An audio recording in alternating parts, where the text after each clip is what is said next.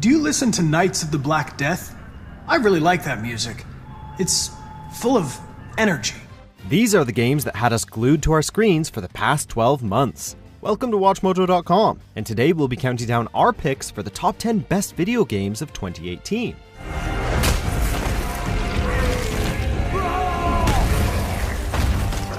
"2018 has been an absolute roller coaster of a year. Click the link below to find our best and worst of 2018 videos for a look back at all the awesome and crazy things that happened. For this list, we're looking at the absolute greatest titles released this year, and while we couldn't fit all the games we wanted to, we think our list will stand the test of time. As is tradition, we will not be including any remakes, remasters, or enhanced ports of any kind. Also, we will not be including Fortnite as its Battle Royale mode was released in 2017. However, this time around, we're going to start out with the honorable mentions to get things going. Next time, I'll have a tale of my own to tell. It'll be bloody and agonizing, sure. But at least it'll be quick. Merc forces are contesting Alpha.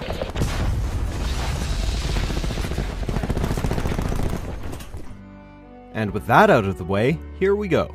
Number 10, Far Cry 5. Everything could be overcome if we embraced an idea. The latest entry in this long-running Ubisoft franchise wasn't just a really fun experience, it changed up its open-world format for the better.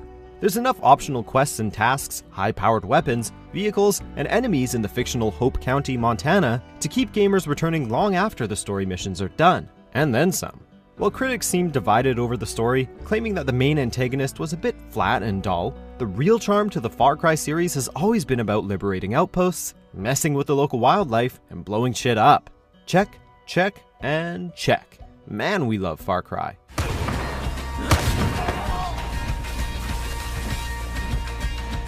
Number 9, Dead Cells.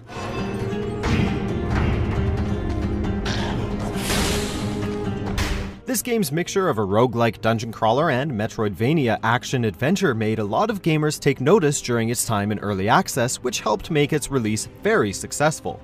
For fans of the Dark Souls series and those looking for a challenge, this is a 2D actioner that just cannot be missed. As a literal collection of dead cells, gamers explore procedurally generated levels, fighting the undead within, while collecting cells that are used as an in-game currency to level up one's character similar to the Souls games. And yep, you guessed it. Upon dying, you lose your cells and have to start over again. Sounds like a frustratingly great time.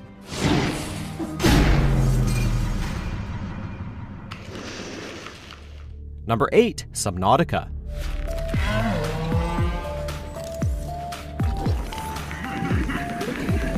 This is an open-world adventure unlike many found in the overcrowded genre nowadays, with a focus on survival, managing resources, and of course, exploring a vast alien ocean. There are no towers to unlock or bad guys to shoot, but there's a lot of cave sulfur to collect.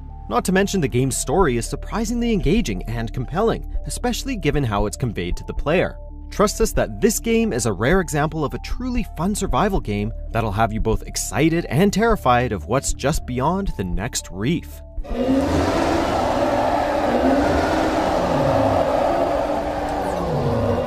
Number 7, Assassin's Creed Odyssey. Let us meet our fate, shall we? With the reboot of the Assassin's Creed series last year in Origins, the franchise took a leap forward in terms of gameplay and visual upgrades that fans of the series wanted for some time. Odyssey moves even more toward role-playing than its predecessor, and does it in a way that feels crucially important to the story and environments. Sure, some upgrades come by way of grinding, but the feeling we had building our versions of Alexios or Cassandra, and how that empowered us to move about this huge open world, was a unique highlight in 2018.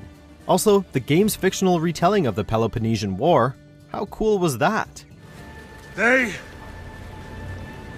was a day the Persians will never forget. Number 6, Marvel's Spider-Man.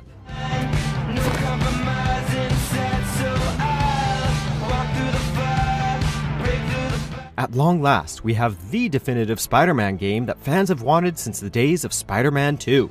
Swinging through the streets of New York City as Spidey has never felt better, and playing as Peter Parker was also surprisingly satisfying due to his relatable story, and addition of puzzles that greatly switches up the pace. Not only that, but the edge-of-your-seat boss battles provided some of the game's most climactic moments. Sure, the side activities could have been better, but with traversal and combat this good, it's the game that Spidey fans have been waiting for. Now, get out there and save the city! So, should we kiss now? Yeah, maybe later. Number 5, Monster Hunter World. To the A-list! And the commission! Cheers! Capcom's long-running monster hunting series finally came to current-gen platforms, and it was everything that its fans wanted. A deep, satisfying loop of chasing down grisly beasts, looting their corpses, upgrading gear and weapons, and then tracking down even nastier beasts. Rinse and repeat. No longer divided into regions or zones, this Monster Hunter is a fully open world that feels truly alive with all types of monsters within. But, as longtime fans know, success in this world still comes with a bit of a learning curve. The difficulty of jumping into the game for the first time has been scaled down for newcomers this time around, however. Even so, expect a challenge.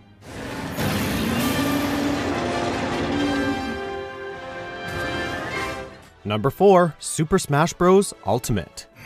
2, 1, go! The newest version of Nintendo's hit crossover fighter is not only a celebration of all things Smash, but as a celebration of gaming as a whole. The roster is absolutely huge and contains every returning character as well as a good handful of new ones. Returning home to this fighter feels great 4 years after the last game, and it feels even faster and more technical than before, making it great for competitive play. With the return of great single-player content though, this series is no longer just for competition and multiplayer, and we loved going mano-a-mano with a game to unlock more characters and neat items. All hail Smash Bros.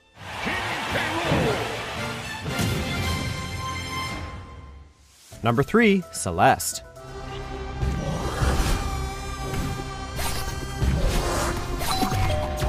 Who says graphics are everything? There's always plenty of room for super tight gameplay, fantastic soundtrack, and a deeply original story. And luckily, Celeste checks off all 3 boxes to become one of the best 2D platformers ever made. Madeline's struggle to climb Celeste Mountain, while dealing with her own anxiety issues and inner demons, is an emotional journey that we weren't expecting to be handled so incredibly well for such a tricky subject. Plus, the challenging yet well-designed stages really nail the game's themes of overcoming adversity. It's one thing to have a fantastic story and gameplay, it's another to have these elements complement each other so well. Thus, Celeste sets a new high bar for future indie games.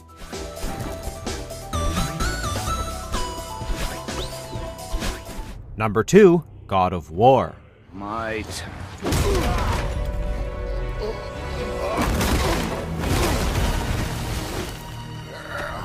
Sony's reboot of the acclaimed God of War franchise was nothing short of miraculous. After all, it made us fall in love with Kratos after many years of making him a highly unlikable, angry character. Backed by Norse mythology this time around, this game tells a tender, dynamic tale of Kratos and Atreus' emotional journey about fathers and sons, loves and losses, and new beginnings. All backed up by tighter combat and a jaw-dropping Norse world to uncover. And who didn't get overwhelmed with excitement when Kratos retrieved his iconic Blades of Chaos? This game wasn't just an epic adventure, it has us hungry for more. Now, bring on Thor. But I am your monster no longer. Number 1, Red Dead Redemption 2. Why ain't you never married?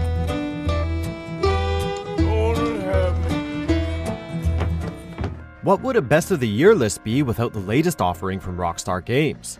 We don't know, nor would we care to find out. This game is everything that Grand Theft Auto isn't: slow-paced, realistic, and highly precise. But it's also everything we've come to love from Rockstar. Grand in scope and structure, incredibly innovative, and it's a ton of fun to play.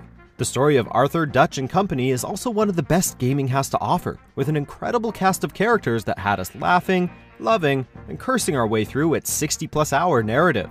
Which reminds us, it's time to be getting back to camp to do our chores. Why don't you take a few of us up there right now? I got this, Dutch.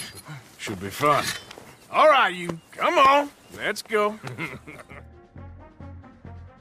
Do you agree with our picks? Check out these other great clips from WatchMojo and be sure to subscribe and ring the bell to be notified about our latest videos.